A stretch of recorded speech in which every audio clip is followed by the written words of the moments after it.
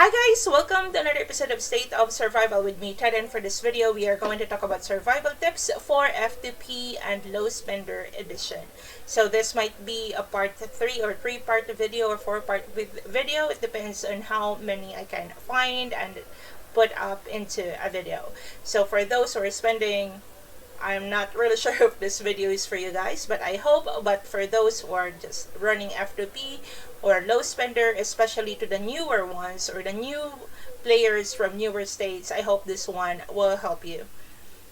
Without further ado, let's go down to business. But before that, I got a good news for you guys. For those who already transferred to Huawei Appgallery, the promo is extended until the end of May, so you'll still be able to avail 50% discount coupons and up to 25% cash back.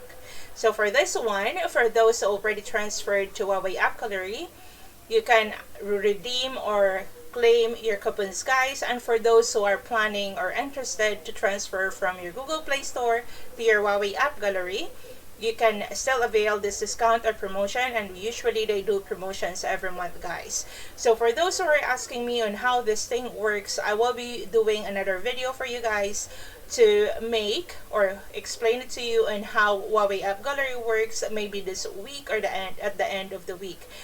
As you can see here, this promo is only valid, or this only works for if your country or region is either Germany, Austria, or Switzerland. If you have other information, or if you are interested, or if you have other questions about this promotion, send me a message on my Discord and I will send you the link to the Discord server of Huawei Appgallery. Thank you, guys. So the first survival tip is your growth missions. If you're just starting your game, or if you're just new to the game, don't forget to finish your growth missions. Why it is important? It's because it is one way where you can get a lot of Chief XP. Your Chief XP is what you need to increase the level of your Chief level, and that one, of course, is the higher the level of your Chief level, the more talent points you can open, and at the same time, the more you can maximize your talent or chief talent, whether you want it for war or you want to set it up for economy. Also, at the same time, there are ways where you can find your Chief XP, and I will be doing another video for that on where you can farm Chief XP and other items, as well as biocaps. Second one is about biocaps. You need to use them wisely, guys. So for me, just a disclaimer that this tips is how I play my game as an F2P and my F2P account. And like we all know that there are a lot of different strategy that you can actually modernize or maximize dependent on your needs. But as an F2P or my F2P account, because some of my accounts I already spent for that, so this is how I do that. For biocaps, I don't use them on throwdown challenges, because also I don't use biocaps for speed of construction or speed of troop training, and I don't use this to buy stamina, because guys, if you are always active, you can get 100 stamina or 50 stamina depending on how active you are daily. Also, I don't use biocaps to buy speed ups in stores, but I will rather show you where I use the biocaps later on. So next is where I use the biocaps. So the first one where I use my biocaps is to activate or increase the VIP level, because the higher the level of your VIP, it means that the more buffs you will have. And at the same time, the higher the amount or the higher the level of your VIP, this allows you to open better items in the store of VIP store. The second option is sometimes I use it to increase my Chief level. Like I said previously, that the higher the level of your Chief level, the more points in your talent you can set up or maximize the points in your Chief talent tree. I also use my biocaps for settlement buffs when I gather, or sometimes if I'm running out of for reservoir raid or it is killing event and I don't have a peace flare, I use it to use for a buy recon jammer. Just a reminder that everything that you can find under your settlement buffs, if you are an F2P or a low spender, that when we say low spender, someone who spends like $5 per month, then the only chance for you to get this buffs is by buying them with biocaps under your settlement box. Next is also, like I said earlier, that higher VIP items. So the higher the level of your VIP, the more options of items you can find in the VIP store. Next is minimal usage for skin event tasks. So in skin events, we have this use the biocaps. So what I usually do is I only spend biocaps that is needed until I can open the last task for the usage of biocaps. So the last part is the crucial one. So as an F2P or a low spender, you need to decide on what heroes you are going to choose, which I'm going to talk on the later part of this video about the heroes. So it's either you use it to spin the race plays or you use this to buy your value voucher. As an F2P or a low spender, like low spender when you just buy one pack at a time, as a low spender you can buy the $5 pack for the daily deal for the heroes or the daily deal. But as an F2P, you cannot have access on that. You need to buy the pack for you to be able to get access for this fragment. The third one is events. So this includes everything from your intel to reservoir raid, and also those repetitive events that happens when it comes to skin events, as well as SVS or the monthly exchange things.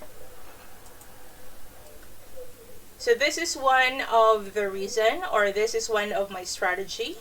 So I often watch all the spenders, or how often or how soon they spend.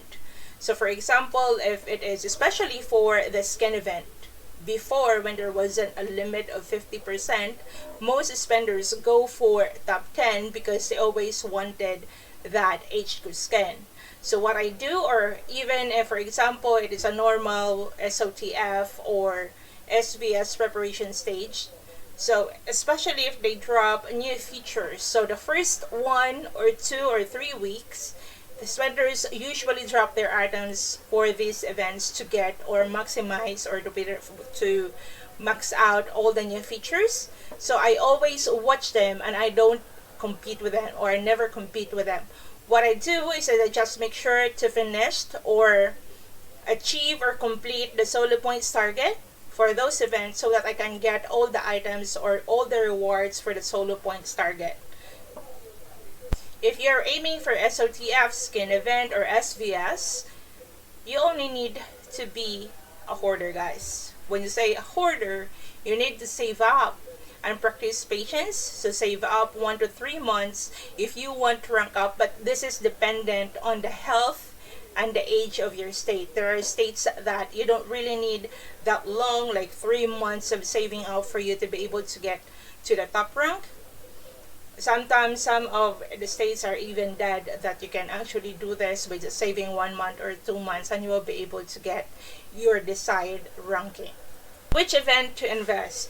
So if you are going for HQ skin, go for the monthly skin event, guys. If you are going for hero fragments, play survival of the fittest or SVS. And then if you go for biocaps and speed ups, go for classic event.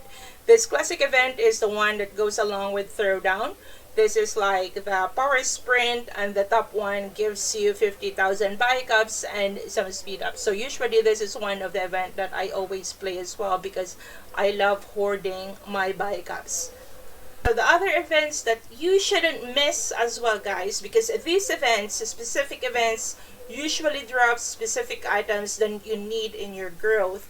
Like you need your item for your chief gear, you also need your item for your hero gears. As an F2P, it is really hard to compete for this one. But at least, guys, be active. Never skip anything, or if you have the time, if you are not busy with your real life, make sure that at least participate for this one, because you know, small rewards, when you stack them up, it will always comes up. And I hope that soon they are going to open the trading post as well. So these are the list of the events that you need to be playing, especially the intel or the other items that drop all the requirements that you need to increase your chief gears, your hero gears, and other items, or the chief badge.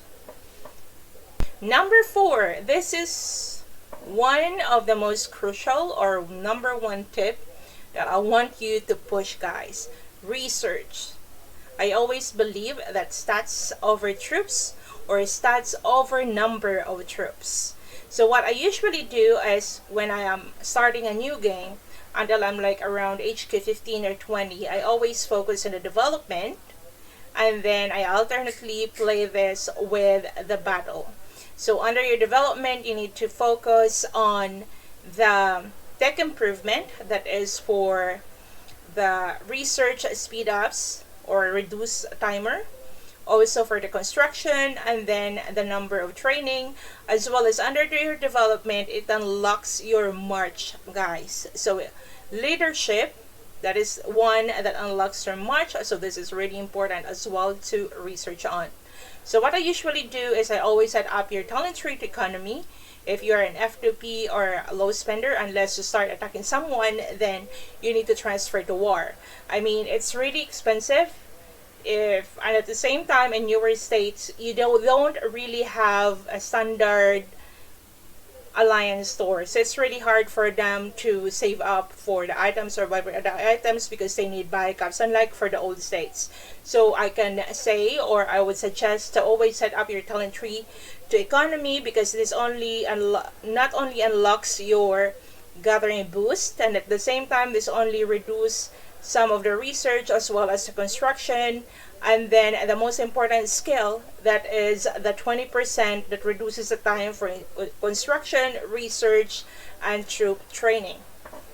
But this one actually, guys, is dependent on you. But if I'm the one playing my account in a newer state and I'm running F2P, I always set my talent tree to economy while I am growing, so it would be easier for me to work on it and it would be faster. Number 5, or the last survival tip for this video, are your heroes. Keep 2 solid sets of heroes. So when you say 2 solid sets, this includes one set includes 1 infantry, 1 hunter, and 1 rider. So why 2? It's because 1, you use it for patrol and make sure that those heroes have patrol capabilities or defense. And the other set of your heroes is the one, or your main march, where you use to send out either for attacking settlements or for other things or joining a rally. Also, it is also a must for you to study your heroes. You don't need to upgrade all the heroes, guys, to general as well. Level 60 heroes is already enough as an F2P for you to get the level 5 skills, which is really important as you grow older on this game. Last but not the least is save up general fragments for later generations. So your general fragments, better save them up from generation 3 onwards, guys. Don't use that for generation 1 or generation 2 heroes and spend them up. Like I said, level 60 heroes for F2P, and then low spender is already enough for you to get your level 5 skills. If you want to set some of them for general, that is okay, as long as don't forget that one set of heroes or one squad includes 1 infantry hero, 1 hunter, and 1 rider. So make sure to study all your heroes, and at the same time, their special attributes and their capabilities as well. So that's it for today, guys, and I'm going to see you in the second part of this video, and I hope that this video is going to help you in your journey in the state of survival. Have a good day. Bye.